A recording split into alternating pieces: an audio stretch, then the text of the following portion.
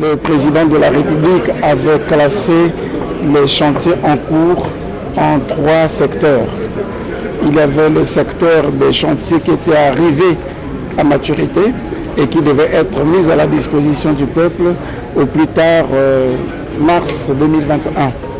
Ces chantiers avaient été mis à la disposition du peuple et le président avait instruit le gouvernement de tout mettre en œuvre pour accélérer l'achèvement des travaux arrivés à maturité pour que, effectivement, courant l'année 2021, ces réalisations, ces projets soient mis à la disposition à la consommation de la population.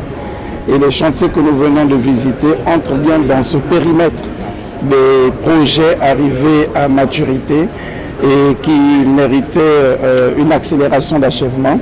C'est ce que nous venons de faire. Vous nous avez vus à l'hôpital général de Patra, un hôpital ultramoderne avec des équipements high-tech et un mode de fonctionnement comparable aux hôpitaux que nous admirons ailleurs et pour lesquels nous partons de nos pays pour aller prendre des soins. Nous pouvons dire qu'à partir de cette année, avant la fin de cette année, le Congolais n'aura plus besoin de rechercher forcément une évacuation sanitaire pour un certain nombre de pathologies et que ces pathologies peuvent être prises en charge correctement dans les hôpitaux de chez nous avec l'hôpital général de Patra et il en sera ainsi de l'hôpital général de Nkombo. L'engagement du président de la République est de faire en sorte que tous les départements soient dotés de ce type d'hôpitaux de sorte que nos populations bénéficient des soins de qualité. Nous l'avions dit, dans les 12 batailles, il n'y aura pas de pays prospère, il n'y aura pas d'avenir prospère pour le Congo sans un peuple en bonne santé. Et pour garantir la bonne santé au peuple, il faut améliorer les conditions de soins, améliorer l'offre de soins. C'est ce que nous sommes en train de faire au travers de l'hôpital que nous avons visité.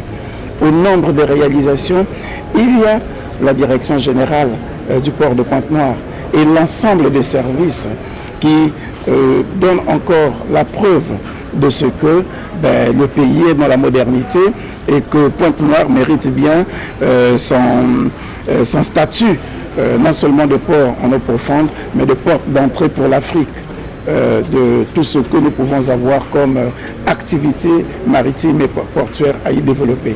Là aussi, vous avez vu, y compris le projet de construction d'un nouveau terminal qui donne encore davantage d'auréole à la ville de Pointe-Noire et particulièrement au port de Pointe-Noire. Nous avons vu les voiries urbaines. C'est une expérience voulue par le président de la République qui s'est engagé à améliorer les conditions de circulation dans les quartiers précaires. La modernisation des quartiers précaires à travers le pavage de toutes les ruelles, à travers la construction des ouvrages de franchissement pour éviter que nos quartiers ressemblent à des ghettos et que ces quartiers précaires soient intégrés totalement dans une vie urbaine digne de ce nom, à l'image de Pointe-Noire, qui célébrera son 100e anniversaire l'année prochaine. On a besoin de faire de grands travaux qui puissent davantage moderniser cette ville et l'engagement du président de la République est ferme.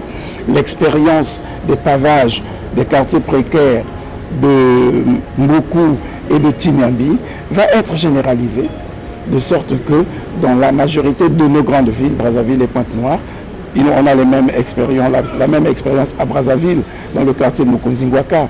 Vous voyez, c'est donc tout ce travail qui va être fait, l'expérimentation des pavages de paniveau, des pavages des ruelles, nous amènera effectivement à comprendre qu'on n'est pas toujours obligé d'attendre le bitume pour améliorer nos voiries urbaines.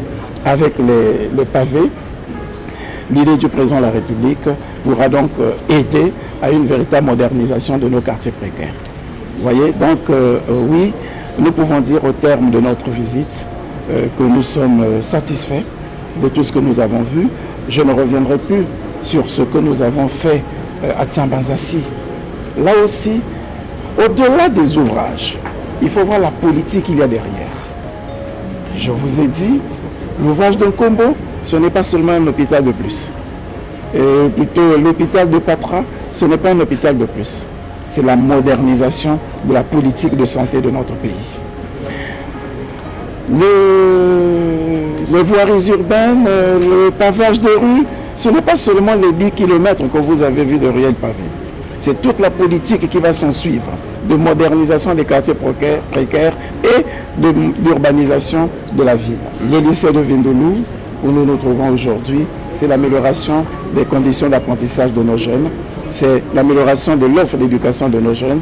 Vous avez un lycée moderne, dans l'ergonomie et toutes les conditions qui y seront, renvoie bien à la volonté du président de la République d'offrir à la jeunesse une éducation de qualité avec des infrastructures modernes. Voilà. On peut dire oui, la politique du président de la République est en train d'être mise en œuvre. Les orientations qu'il avait données sont en train d'être exécutées. Nous pouvons être, avec les populations de Pointe-Noire, satisfaits de cette visite.